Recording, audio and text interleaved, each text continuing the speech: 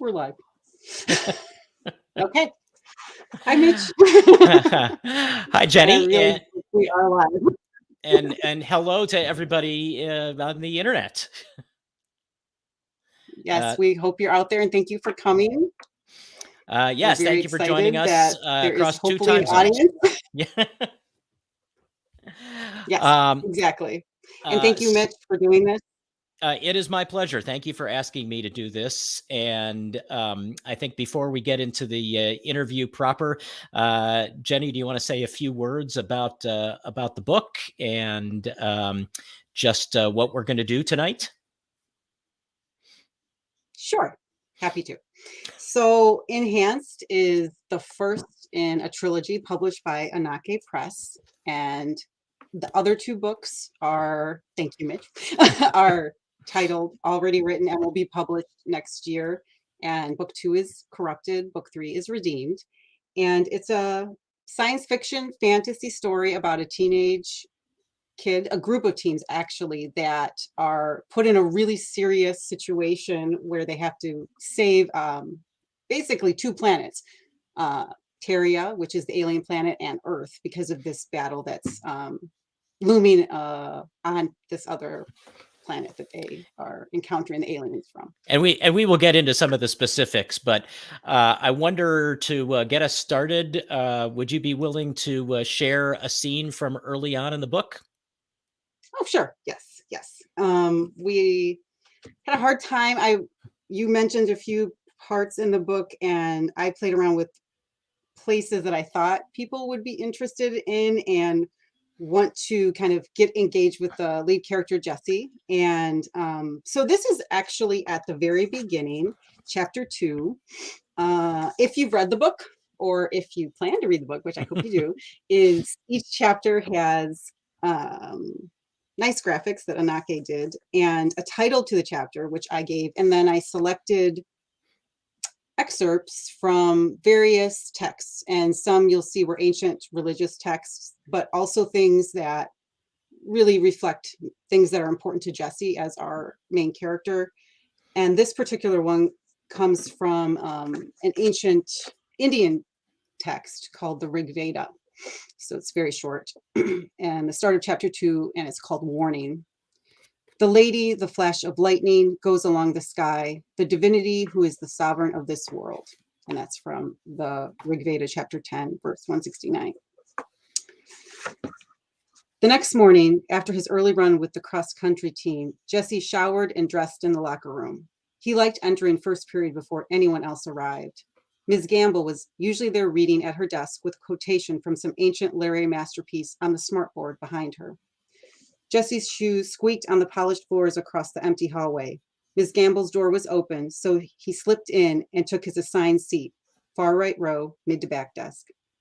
Hey, Miss Gamble, Jesse said, already pulling his backpack open to get his books out. Good morning, Jesse. You're even earlier than usual.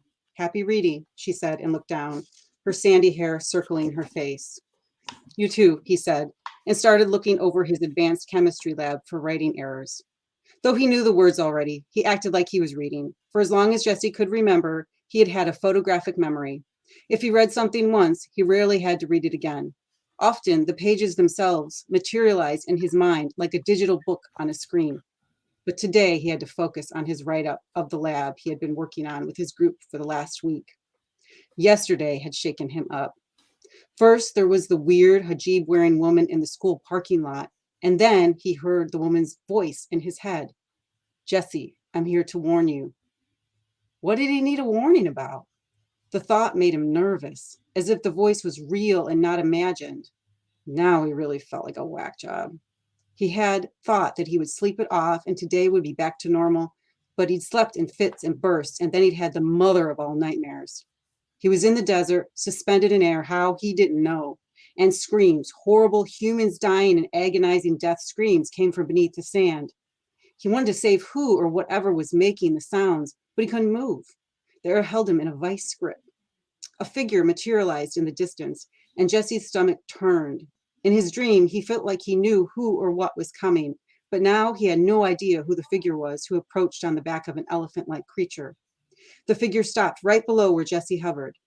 The man on the beast could have been one of his teachers, middle-aged, medium build, and white hair, 2 arms, 2 legs, but his skin had a shimmery silver quality to it, and his eyes were pure white. They glowed like empty stars, far away and ready to implode. Or was it that Jesse felt the eyes sucking him in? Oddly, the phrase winner take all ran through his mind. In the dream or out of it, Jesse wasn't sure. The white-eyed man spoke. You'll have to choose, you know. I've been watching you, Jesse Vashon Woods. You thought you could solve everything with a neatly ordered life, with regimentation. The man dragged the last word out and punctuated each syllable like a punch to the gut. But you have no control over anything, except maybe what you'll do next. Jesse had shot awake, scared and shivering in his bed. A few short minutes later, his alarm went off at 5 a.m. for his sun-up run. He'd grabbed his bag, set out bowls and spoons for his brother and sister, threw the cereal boxes on the table, and shot into the dark on his bike, hoping the bike ride and morning run would clear his head. It had, for a bit, but now, the fluorescent light of early morning before first period, he felt scared again. Jenny Benjamin reading from Enhanced, Book 1 of the Tarian trilogy. Thanks so much for setting the stage for us.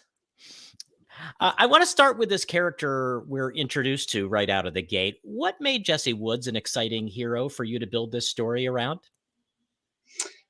Well, I think for me, there was no other character to put there because he's the one who formed first in my mind. And so from there, as he, hearing him speak, starting to feel him as a character, I saw no other choice. So he was my hero. And what I also liked about and do like about Jesse, and as the books go on, is that he is flawed. And it's a journey for him he's growing up, he's figuring stuff out. And I think that at least I hope readers will really want to root for him because maybe can identify with certain qualities. And yeah, come on, Jesse. In some ways, he's similar to other unlikely heroes in fantasy novels, an ordinary kid thrown into extraordinary circumstances. But I think in some key ways, he's different. He's not somebody that a lot of fantasy novels are written about, just knowing his background. Right. Yes. And and that's a good question, especially like someone, here's a middle-aged white woman writing from the point of view of a teenage Black kid. And all I can say is that is who this story is, I answered as the author who he should be. And I do take it very seriously that I chose a character who is, has a different background completely from me. And my experiences, but I also have imagination, and I also take into consideration point of view and how I approach this character. It was very important to me to use third person limited. So there's a distance, that I'm not saying I did this, because that it would feel inauthentic. I don't know if I were reading that book and kind of insulting to the Black community and that thing, but also, so that authorship has some nice distance. And it also, it's a fantasy book. So I'm putting him in different environments that are completely new. So no, and in that sense, Jesse becomes the every character type of thing. Any person in these situations would have certain kind of visceral reactions and the same kind of fears and emotions. So it's a mixture of, I can step in and empathize or imagine or respect this background, but there's a distance because I don't have that experience personally, firsthand. There are two other teenagers at the center of this novel. Introduce us to Kate and Hayden as well, if you would. Yes, so they're all a part of the high school drum line, and I was a that side story. I was a drumline groupie in high school. You're a drumline groupie. Yeah, a friend of mine and I would go because our band had a really, really great drumline. And I don't know I have no sense if there's anyone listening out there who is from the Lincoln Way drumline, but they were awesome when we were there.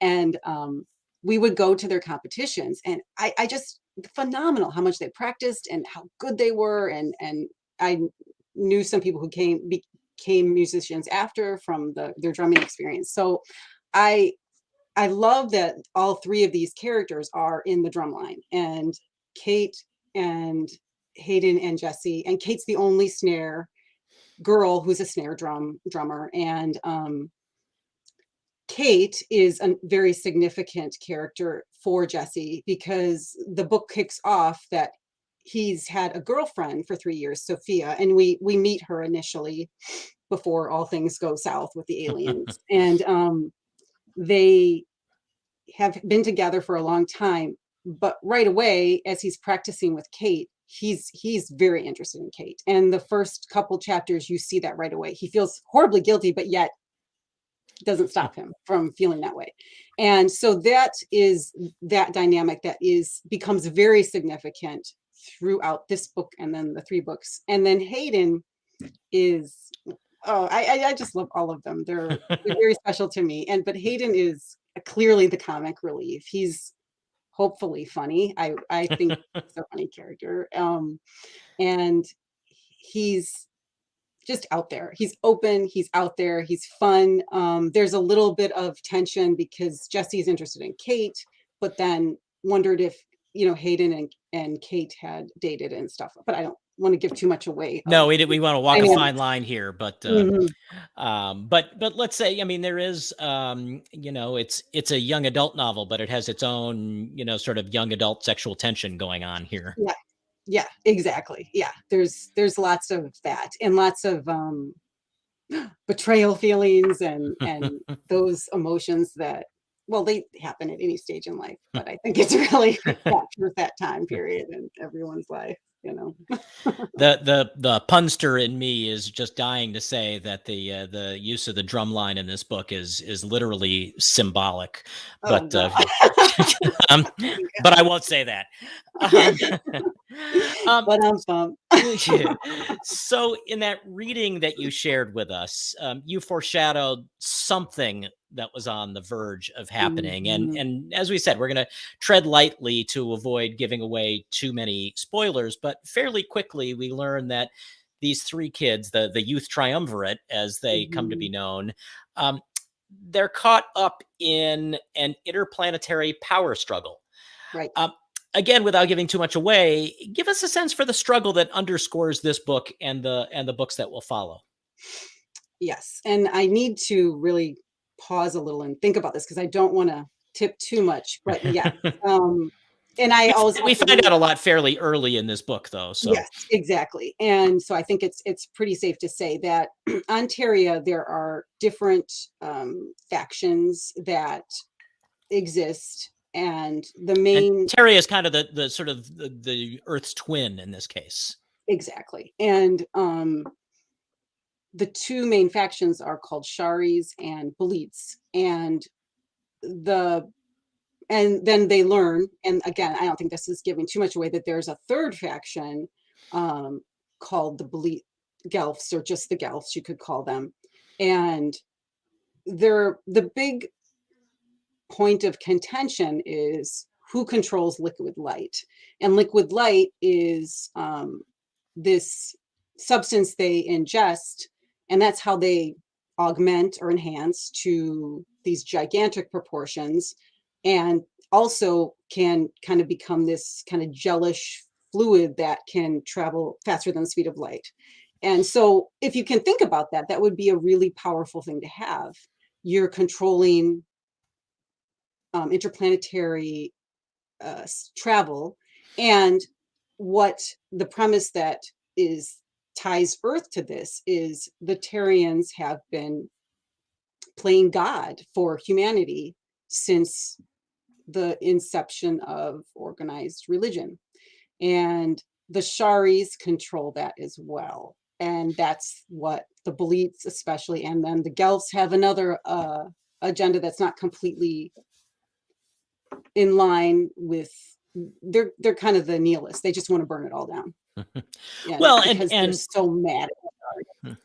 well, and as though, if we were talking about global politics here, it's Mhm. not as cut and dried as these are the good guys and these are the bad guys and these are, Right. the nihilists and um there are factions within each, and all is not always as it seems. Yes. So a lot of this book plays out over a period of time,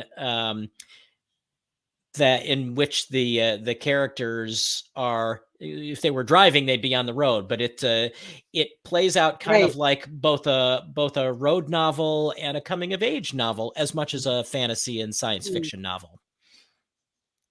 Yeah, thank you for noticing that. I like that you because that's exactly what it is. It's this feeling of, and I like that you said road trip, Mitch, because it is. I was thinking of that, and I think at one point Hayden says, "Hey, let's sing some songs like we're on a road trip type of thing," and it, It's like beyond an anything else, it always apocalyptic has road trip. right, right. At any point, the sky will open, and but what it, and I think the what I love about science fiction and fantasy is that it's really about being human.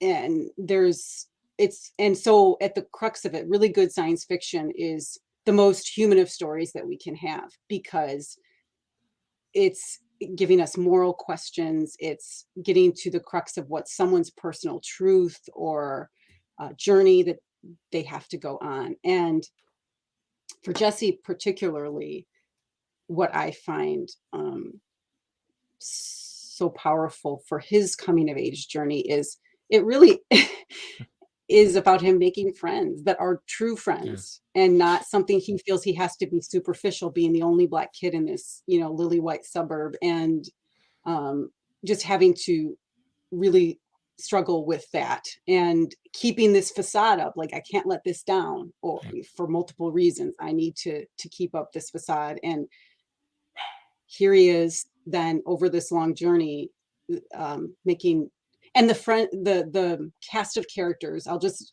tip it a little bit, it does just grow a lot in the next two books. And you're exactly right, Mitch, there's a huge blurring of, it is not clear of some of the characters you think would be on the wrong side of things. You start to question, is that really, the case? Although I do have a really couple of evil people that are just plain evil, but we'll see. But as you say, I mean, I think one of the things that makes it really relatable in the face of all of these things that might not seem relatable is that, Jesse and Hayden and Kate are not just struggling with these otherworldly forces, but they're also dealing with the things that all teenagers deal with. Exactly. And so when I was writing it, it was this balance of a lot to juggle with the story arc, with plot and what's happening with this alien conflict that's just bearing down on Earth, and what do they have to do, and they're on a quest. It's a quest story, and yes, but then at the very hands-on level, yeah, they're just teenagers and they have all kinds of questions about how they feel romantically, and then in friendships, and then this huge over, something that we haven't tapped on is the whole religious system has been turned on its head. And they're, especially Kate, um is a Catholic, Irish Catholic kid, and she's pretty adamant in this book about, well, I don't believe it. There is a God. There's a God for all of us. I don't. They may have been playing this, but there's still something out there. So having to deal with those questions, as well as the fabric of their world, is it's really shaken up in a short amount of time. I'm noticing that we are getting some comments from our viewers on YouTube. I'm not sure whether we're able to take comments from our Facebook viewers, but I just wanted to say, if people have questions they want us to work in, leave them in the comments section, and hopefully we'll be able to see them. We're still working with this I hope so technology too. here, but Did you want to share another scene? We were talking before we turned the cameras on, and you were Sure. talking about a scene a little bit later in the book that I think still doesn't give things away too much, but might take us a little further into the story and help inform some of what we'll talk about for the rest of our conversation. Sounds good. That is in chapter 8. I had a hard time because it is that feeling of not wanting to give too much away, but then give you also a sense. And this is nice because we talked a little bit about all three of the characters, and that's Jessie, Kate, and Hayden. So this is a section from chapter 8, and it's called Burn. What's happened to lead us to the scene I'm going to read is that they've started to get thrown into another alien battle where it's happening above them. Fire destruction is ensuing from this. Their one contact with this species is a character called Halia, and she saves them. She saves them. This is the second time she saves them because there's really little they can do. They do have powers that are progressing as the book goes on, but it's nothing compared to what the Tarians can do. So Halia sees them trying to flee from this battle, and she carves kind of an earthen shelter and says, "Get in." So they're just really crammed in super tight in this shelter, and then puts a force field on it. Kate, who is in possession of this kind of power object called an orb, which she's been able to get heat and light from, and she's figuring out how to do things with the orb. At one And point, she dries her hair with it. yeah, she does. Yeah, what girl wouldn't? It's like if you are out on the road, and so she is figuring the orb out, and well, once they're getting sealed in, it's like, hey, yeah, thanks, Hallie. I can't remember even which character asked, well, how do we get out? And Hallie looks at Kate and says, use the orb, you can do it. And then this gives me, as an author, a pretty nice way for them to observe the battle and to set things up without having to have them duck and things. And so they're stuck in this earthen shelter, and the battle is done. And Hallie is gone. So Kate knows, I need to do this. And they're trying, Hayden and Jessie were trying to exchange looks in the little cramped space, seeing if she'd do it. And it's not working. It's not working. It's getting tense and sweaty. So this is the end of that chapter where she's really trying to use the orb to get out, to help them get out. Kate had made no progress. Hayden tapped his fingers as if his knees were snare drums. Kate opened her eyes and gazed at his knees. She slid the orb onto her lap. I can't do this, she said. It's not working. Jessie hoped Hayden had something to say, but he was contorting his body to reach behind his back to get his water bottle from his pack. Jessie leaned back an inch and grabbed it for him. Thanks, man, Hayden said, and took a gulp. You two want some? Kate shook her head, her splotchy face anguished. Sure. Jessie drank and tried to think of something else to say. He thought for sure the visualization thing would work, but it didn't. He wanted to throw the water bottle at the force field or shove at it in a fit, but he knew that wouldn't do a thing. There may be something you two can do, Kate said. I think I know what I need. Her voice was low. Both boys stared at her, and her pale face grew red as the fire outside. You mean to get out of this tomb? Yeah, but please, both of you have to agree you won't make me explain anything. Both boys nodded in agreement. Then what are we waiting for, Hayden asked. Let's do it. I think I need to be next to Jessie. Why? Hayden's voice turned sharp, accusatory. You both agreed I wouldn't have to explain. Her voice grew stronger. Hayden quickly shifted to a lighthearted tone. Okay, how are we going to do the switch? No offense, dude, but I'd rather have Kate slide across my crotch than you. You got a nice butt and all, but Hayden smiled like he did when Jessie saw him trying to charm the girls in the line. All right, Kate said. Here I go. She slipped out of her pack, clutched the orb to her stomach, and slid across Hayden's lap. Hayden held her there momentarily, shifted his weight to the right, and set her down in the middle like he was passing a football. As soon as she was next to him, Jessie felt her heat. He assumed it was from all her efforts with the orb. Okay, now what? Hayden asked. I try again. Kate responded with more confidence. Jesse felt her lean a little closer to his shoulder. He sat as stiff as a statue after that, afraid of her body next to his own and the power she seemed to have gained from her proximity to him. Kate closed her eyes again. Jesse glanced to Hayden, but now there were no looks back and forth to check her progress. Hayden stared off in the other direction, apparently ignoring Kate. She pressed closer, and despite the heat and sweat from running and being crammed in such a small space, Jesse shivered. He felt the dew of sweat on his closely shaved head start to drip into his eyes. He blinked it away. Nothing changed with the orb, but he felt something, orb power or Kate power. He wasn't sure which. He closed his mind to this and searched the scene outside for the hurt firefighter. But no, he had already been taken away. What else could he think about? He had no idea. He tried to make his mind go completely blank, but then Kate's thighs stretched a little and her left leg moved closer to his right. He tried as hard as he could to think about the particular shade of blue her jeans were and nothing more. But then she let one hand go of the orb and touched his arm. A jolt struck his body, surging to his crotch and down his legs. Her eyes shot open and she turned her head as a robot might to look at him square in the face. Her lips were wet and her eyes blazed with light he realized was reflected from the orb. It was glowing not orange, but a purple hue. Kate took her other hand and jabbed at the force sphere, which snapped away with a pop and a hiss. They were free. That's from chapter 8 of Enhanced. We're getting a number of comments. A lot of people have very nice things to say about your imagination and character development and attention to detail. There's a question in the midst of these, and this person asks, "How did you come to imagine the aliens growing to a gigantic size and made of gel?" Good question. I think that's my brother-in-law, who is a big was an early reader of the book.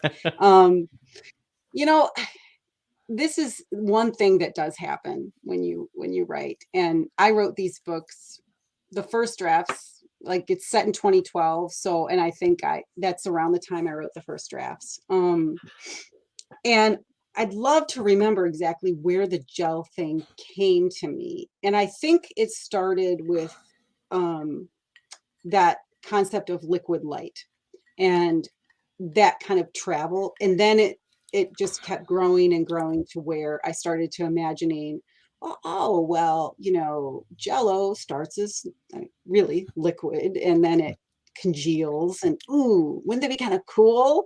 And then there it went. And then that's what it became, this giant. And then this idea, this concept of drawing upon ancient stories and myth, early religions, and the larger than life hyperbolic stories of our faiths or myths and things.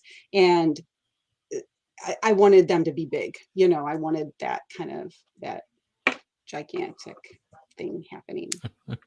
Well, and I'm always curious about the worlds that an author creates in a fantasy novel, the world building that goes on, if you will. There are obviously ground rules when you portray someplace like 21st century Milwaukee or Chicago.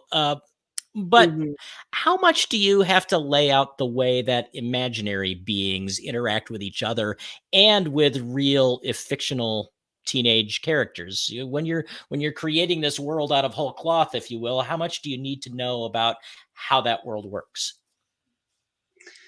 That's a really good question. And I think that gets into, it's a good writing question, I think, that especially more so than other books I've written, but definitely with this, what I had is my kind of backstory documents.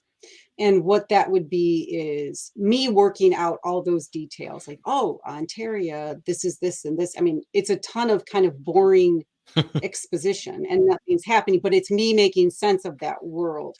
And sometimes, 2 pages of me or 4 pages of me writing about these creatures or humanoids, they are humanoid, and their world just goes into, it's like it becomes 2 lines in the book that, because I don't want to bog down my reader with all that, but I want to get Right. I want to know them very, very well as the writer.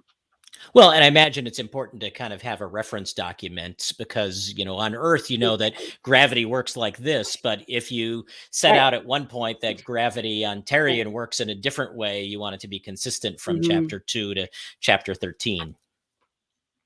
Exactly. So those kinds of um, documents, running documents of my facts about them is something that, yeah, I want to keep track of. And again, the 3 books, you really want to make sure that you're being consistent and because it's your own science of it all kind of Right. thing. A couple more questions from our studio audience. What was the hardest part of forming your characters, and was there any particular inspiration for them? Um, well, I think the hardest thing was um, wanting to be true to them, if that makes any sense. That I wanted to make sure every time they made decisions and acted a certain way that it would be in line with them as characters. So that would take some thought and possibly some going through the revision process because I remember the very very earlier first draft that I don't even know if anyone read, to be honest. It was just me at that point. And I'm like, wow, Kate's really wimpy.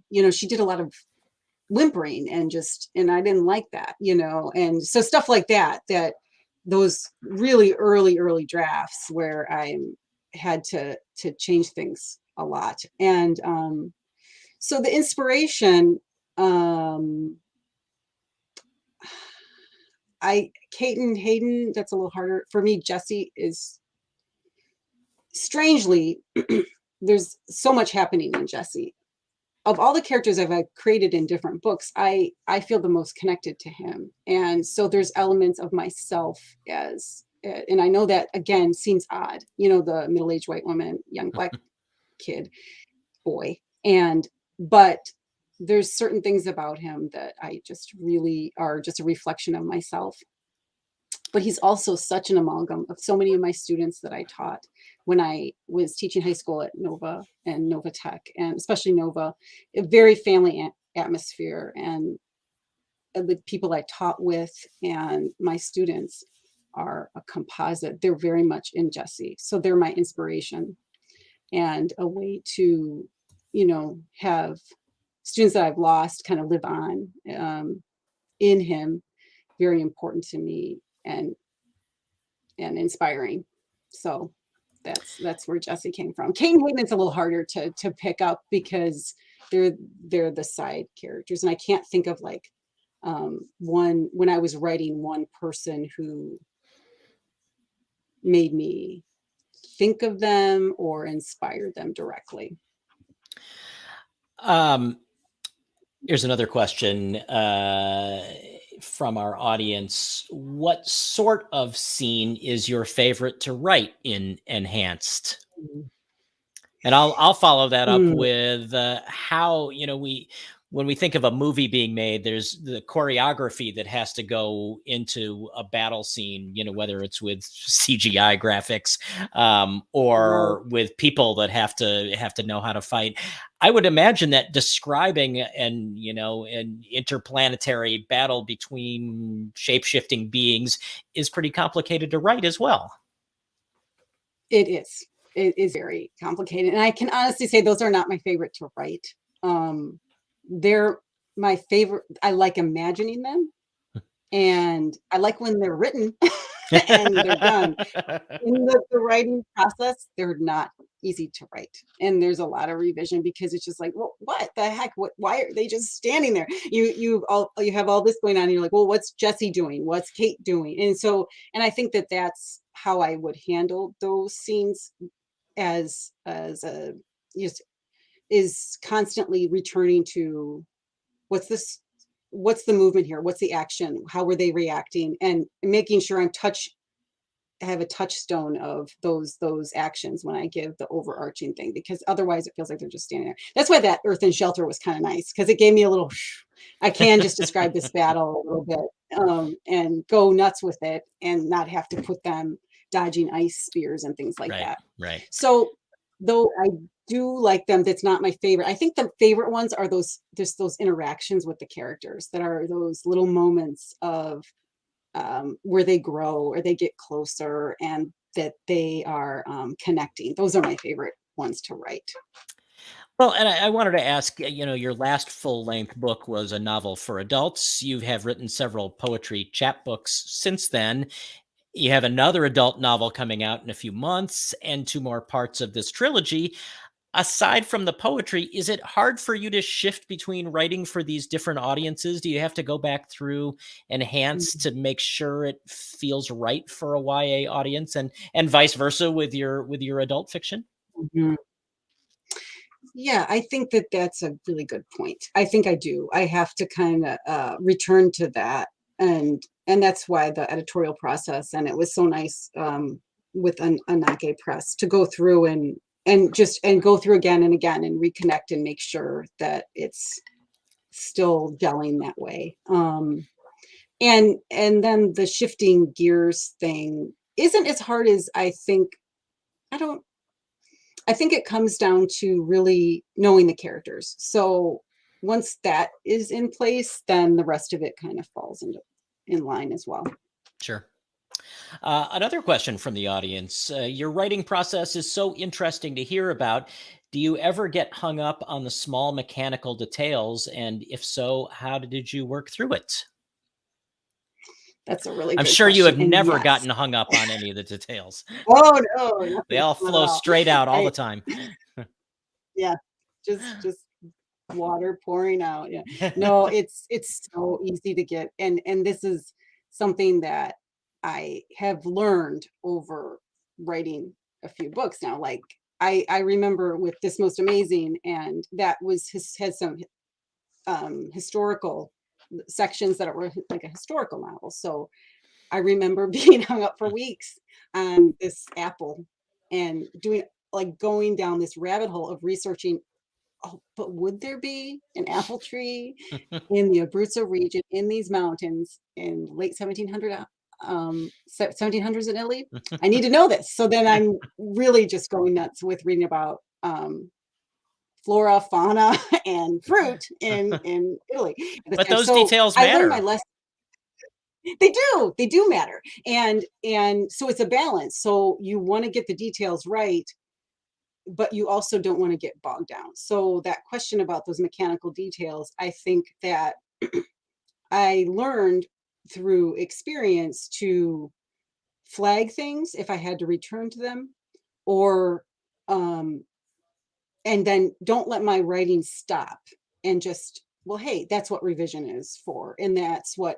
But to keep the story going, just keep going, because a lot of times it is a mechanical detail, and those are the things that is caught in revision and again and again kind of thing. You mentioned earlier, Kate is an Irish Catholic and has a particular attitude towards her, beliefs. Um, I say this mostly in jest, but you in doing this get to play God with this universe you created, and at the same time, there are some very intriguing questions about God and gods that your heroes grapple Mhm. with. Were you working through any of your own attitude towards the existence of God as you were writing this? Yeah, that's a really good question. I think I've always um, had those questions, and definitely this book was a way for me to kind of put things up on the screen type of thing and really work through, well, what do I, what what do I believe? And absolutely, it's it's a story about things that I've asked myself since I was a child. And that's what was really, really an interesting exercise for me. And the question of, well, any good story, and especially I think like sci-fi and fantasy, it's those stories start with, well, what if? And I think if people really explore, well, okay, this is what I'm told and what I've been indoctrinated, and it is indoctrination if you're raised in a certain faith um, throughout my life. But at some point, you have to say, well, is that really what I believe? Why do I believe it? And how did I get there? And well, what are the other things that people believe and why? And so then this story is really important to me for that, because I think that's also what um, people coming of age should do, and I Well, think all people should do that. I think all people should explore that. and it seemed to me that you had Kate and Hayden and Jesse, and they all come at the question from sort of different sides, or have, Hmm. different answers to that question at this stage in their life. And, I imagined it being, what anybody might be working through, believing like Jesse does, and then believing like Kate does, and then thinking, well, maybe, you know, Hayden knows what he's talking about. I want to we Right. have lots of great questions here. Okay. So let's get to another one. This is from Megan Anderson, who asks, if someone Hey, wants to Megan. start writing in, say, a novel or a series type style, what are your 3 best tips and a few things to stay away from? Great question, Megan. Hello. Well, I guess my tips would be to, well, I think it's good to have a plan. And I think there's a lot of debate out there of people who outline versus don't outline and things like that. I think that to have some form of scope of what you want your story to be is a way to go. So, and that could be in any formation you want it to be. It could be lists, or like a timeline type of thing, or bubbles, that go down a page, or just you have a huge kind of brainstorm map that's all over the place, some kind of where you work through that arc. But then I think from there, you need to be open to surprises and allow yourself to be taken in different directions. Because if the story takes you in those directions, and that's a way to go. And I think it's important to write, and then to sit down and write. And if you can do it every day, do it every day, and set a goal of that day and meet it. So for me, when I started writing fiction, I made myself write 400 words a day. And sometimes I would go over that. And if I went under, then I would make myself do catch up the next day. And that is a tremendously small amount of words and a lot of words. When it's hard, when you bleed them, you bleed them. It's like 400 words seems really. And even if sometimes they don't have to be the best words, just write, just go and do it. So that's my best advice. And anything to stay away from?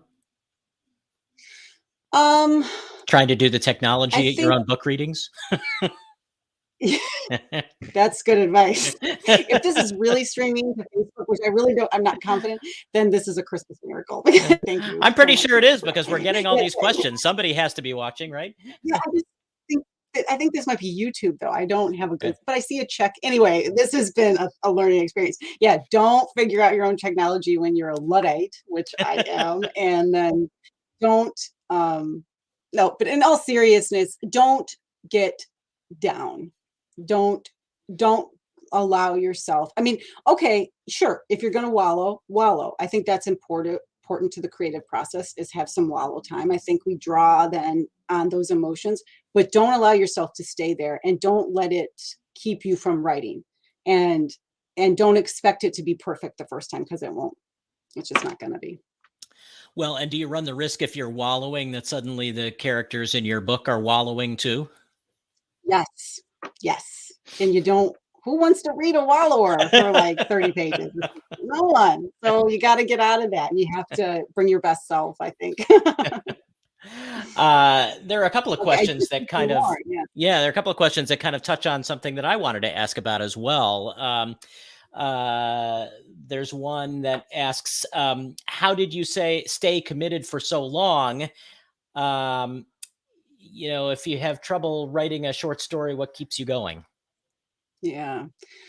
Um, this one particularly, and the fact that it's 3 books, that I don't know if I'll ever have this experience again, and I don't think it happens a lot, is that and I almost hate to tell the story because it sounds like, oh, it's a muse thing, but this is my only time I've had this kind of muse experience. Is I was up all night. All of a sudden, I got the idea, and I could not stop thinking about this story and these characters. And so I remember I had my notebook right next to the bed, and I just would try to go to sleep, but then there it is, there it is. So and I wrote it down, wrote it down, wrote it down. And that kind of experience made me have this weird commitment to these characters and this story, because I did have a good sense of where it was going to go. And I'm like, well, this is too long for one book. It's just too long. So I'm in, and then I'm just going to make it happen and try not to get too just like, really, when I would sit down to write, I would just take it scene by scene. And one thing that, again, I did with this trilogy, this writing process, and I haven't done again, and I don't know if I'll ever do it again, is I had index cards. And I'd be like, okay, what am I going to write? Where is this going tomorrow? I'm trying to get here. So I would write a question on the front, and then I do a little like chapter outline, bullet points on the other side of it. And so I had these like little mini outlines, and it helped me chunk the book so I didn't get so overwhelmed by the scope of it. And it's three books kind of thing. Well, and I think you've maybe answered this question, but I'll go ahead and follow up with it anyway. Did you set out to write a trilogy, and did you approach it the same way once you knew it was a trilogy? Did you approach it the same way as you would have written a standalone novel? Mm.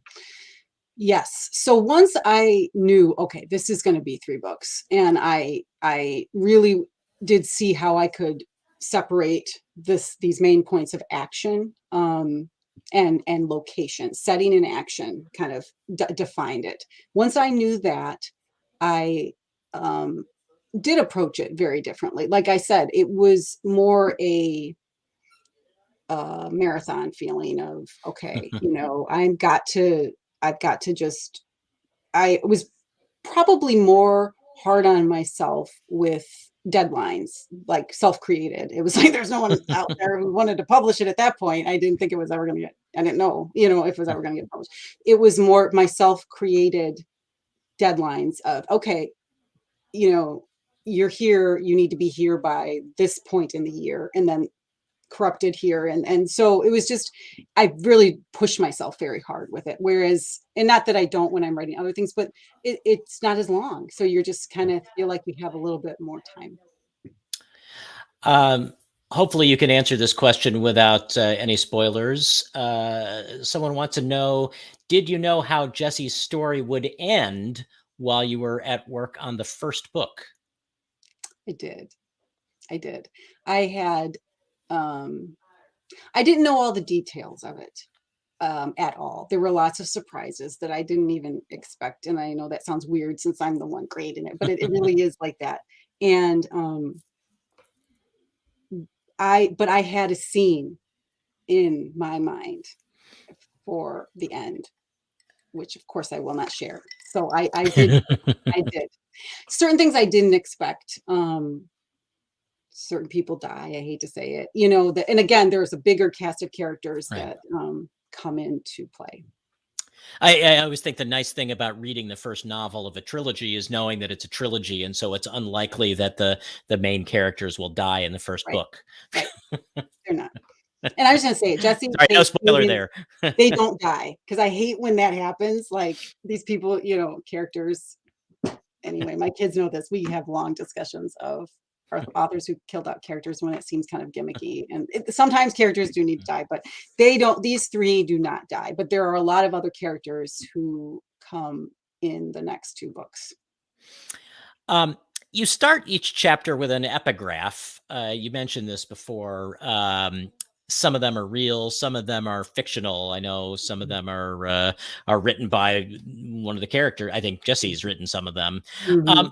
Talk about the creative process that led to including these epigraphs. Did you find quotes and say, well, this really could Mhm. inform a chapter in this book? Or was it the other way around? You wrote a chapter and went off in search of just the right epigraph to go along with it? the second, is that the chapters would precede the finding of the epigraph. I think maybe there were a couple occasions where I really knew I had one in mind as I maybe even writing the chapter. But for the most part, it was ones that would answer back in some way that I'm like, oh yeah, that really works. And it's a good way, well, with I'll just say this, all the powers that they have that are triggered at the beginning, that start to get developed, and they're all different powers for Kate, Jesse, and Hayden. And um, this the language aspect, the photographic memory, like the scene that I read with Jesse, all those things are very, very important to what he's able to do as the books progress. If I remember correctly, you have told me that you get up very early. I do. Is that when you write? And at 5 a.m., is it difficult to conjure up this other world? That's my favorite time to write, is before anyone's up and I've had to speak to anybody. And that's actually my sweet spot for hearing the characters and conjuring. And I know that people kind of criticize and they think I'm crazy, but it's true. It's my favorite time. As time has gone on and I think as my kids have just gotten older too, and it's easy or to, well, they don't always want to be around you as they get older. It's easier to have time, and then yet they're there at odd times. But it's easier to snatch writing time with older kids than when they're younger, because you want to get it when they're asleep type of thing. So while that is one of my favorite times, it's not what I consistently do now. But I work from home primarily. I do teach a little bit, but it's like one day a week that I'm actually out of like my home office. So it's easy to slip in the chapter or something with my freelance work. We are getting to the last few minutes here. There's one question. They wanted to know if you plan to be the next J.K. Rowling. Yeah, no. You know how hard it is to sell books? It's not gonna happen. I mean, that's a very sweet thing to say, but I'm nowhere near her as a writer. I mean, she's phenomenal. But along those lines, let me ask you this. What are the books or who are the authors that especially inspire your approach to writing, either YA or fiction in general? Mm. Um, with YA, and I'll speak to this if there's some other young readers that, well, the Harry Potter story. I mean, J.K. Rowling, really, that was so influential. I've read those books so many times, and just, and to me, they have the universality of they're going to just stand the test of time, and I think they're wonderful. So there is that. The Lord of the Rings trilogy is very influential, and in a way, in like when I was talking about those pages of backstory and stuff, that if you've read those books, they're dense, and there is some places where oh gosh, another Ent song kind of thing, but I love those books, and I will read every Ent song and geek out on that kind of thing. So those books really inform this writing for me. YA that I love now is it's more fantasy. Any of the books by Sarah J. Maas has been a huge influence, and she is amazing, so prolific, and she is the best at world building. So those are big influences. In terms of adult fiction, I mean, I have my favorites. Zora Neale Hurston, Their Eyes Are What You Got is my all-time favorite book of all time. I read that book or listen to that book. I can't even tell. I used to teach that book. My students know. And that is a favorite of mine.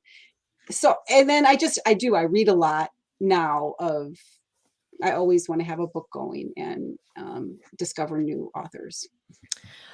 We have time, I think, to squeeze in maybe one more question here. Okay. And the question from Will Herman Oh, asks hi, is, Will. what kinds of experiences in your life affected your writing? And then there was a follow-up from someone else who wanted to know if they inspired themes or characters. And maybe, you could talk about whether there were particular experiences in your life that informed things that happened in this book. Oh, those are good questions. Well, I think um, the there's so many levels to that I think, yes, with me as a team. So this is another thing that I had to reach back into the great beyond, yeah, backwards when I was that age, The great but before. right before, right, Yeah. and think about what it was like and the things I did. So, and this is again the creation of Jesse and then Kate and Kay did, but Jesse particular, like I ran track and I already talked about my drumline groupiness and that high school setting, all those things really informed my writing of those books. And it people I grew up with are going to laugh if they read this book and they see like I just change names so then I don't get anything wrong about like I grew up in New Lenox, Illinois. I make it New Franklin. Mokina becomes Molina. It's kind of fun, to Cedar Road becomes C-Bar and they'll know some of those markers. So those things really influenced the setting and to be in the shadow of Chicago and do know Chicago as the South suburb kind of thing, those things really, really influence. And then, Well, I think somebody just asked, and you may have just answered this. Do you like to drop Easter eggs into your books? And it sounds like those things you were just mhm, talking about would mhm. qualify, Yeah, yeah, indeed. but mostly Chicago and not Milwaukee in this one. Right, exactly. Whereas Milwaukee's a big setting. Well, in This Most Amazing, and then Heather Finch that's coming out in June with Running Wild Press is it's an adult novel, but it is set partially in the Milwaukee area, partially in Scotland. Okay, so I have to ask you the most important question before we wrap up, and Okay. that is, where can one buy this book? Oh, yes, that's good. Well, it is available on Amazon or Barnes& and Noble. I'm trying to get it into brick and mortar, namely Boswell, on consignment but it's still the little steps to make that happen. And any other I need to look, like, locally if there's some other stores that could carry it, just to support our local stores. But at this But point, people shouldn't email you. no, no. You're not doing your own. No, I'm You're not not doing doing your own that. e-commerce. No, I don't wanna do that at all, no. It'd be nice to sign books, those kinds of things. It's so hard with COVID and things that have happened, but, yeah, yeah, don't email me about a book, and yes, please order, and if you like the book, and I think people get intimidated by Amazon reviews. Honestly, if you just give it a star review and if you like it, not to say you can't give me a bad review, but let's say you really like it, you don't know what to say. Well, just give it the stars you want to give it and say, I like this book because this, and or one sentence or that helps me a lot as a author. And this interview will be archived, so people can send around a link as well. Hmm. Well, Uh, thank you, Mitch. well, Jenny Benjamin, thank you so much. Congratulations on this first book in the trilogy, and we'll look forward to books 2 and 3, in addition to Heather Finch as well. Thank you. Okay. Have a good night. Thanks, everybody. Thanks, everyone.